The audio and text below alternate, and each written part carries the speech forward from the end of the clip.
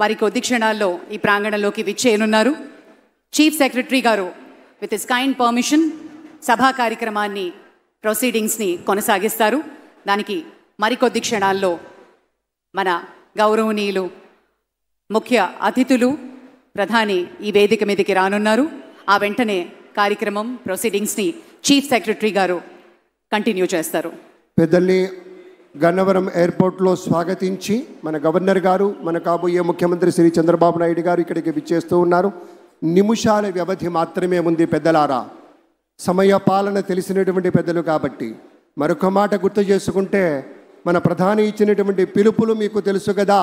నరేంద్ర మోదీ గారు ఎప్పుడు చెప్తారు, స్వచ్ఛ భారత్, ఆత్మనిర్భర్, బేటీ బచావో బేటీ పడావో ఇత్యాది పథకాలన్నీ కూడా మన రాష్ట్రంలో కూడా దూరదృష్టి కలిగినటువంటి శ్రీ చంద్రబాబు నాయుడు గారు కళలు కనడానికి ధైర్యంతో పాటు ఆ వచ్చిన కళల్ని సాధించడానికి సాహసంతో ముందుండేటువంటి వ్యక్తిగా చంద్రబాబు నాయుడు గారు ప్రపంచంలో వచ్చినటువంటి ఐటీ విప్లవ ఫలితాలు తెలుగు జాతికి అందాలని మొట్టమొదటగా అంచనా వేసి ఇవాళ హైదరాబాద్ మహానగరం ఒక ఐటీ హబ్గా ఉంది అంటే కారణం చంద్రబాబు నాయుడు గారని చెప్పుకోవాలి. అలాగే ఆయన ఒక మహాస్వాప్నికుడు. ఆకలి లేని దేశాన్ని కలలు కంటాడు. కేవలం ఉన్నత స్థితికి వెళ్ళాలి, నేను సంపాదించుకోవాలి, నేను ఎదగాలన్నది కాదు.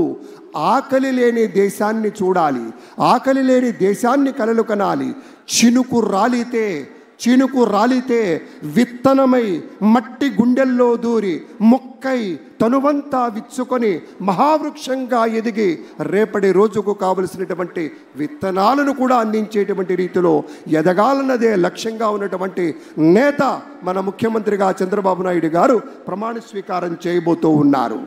అలాగే మరి ఫారినర్ గవర్నర్ ఆఫ్ తెలంగాణ, ఇటీవల రాజకీయ రంగ ప్రవేశం కూడా చేసినటువంటి డాక్టర్ తమిళసై సౌందరరాజన్ గారికి సవినయంగా స్వాగతం పలుకుతున్నాం.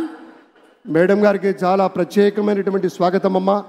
డాక్టర్ తమిళసై సౌందరరాజన్ గారు తెలంగాణ రాష్ట్రంలో గవర్నర్గా ఉన్నా కూడా మన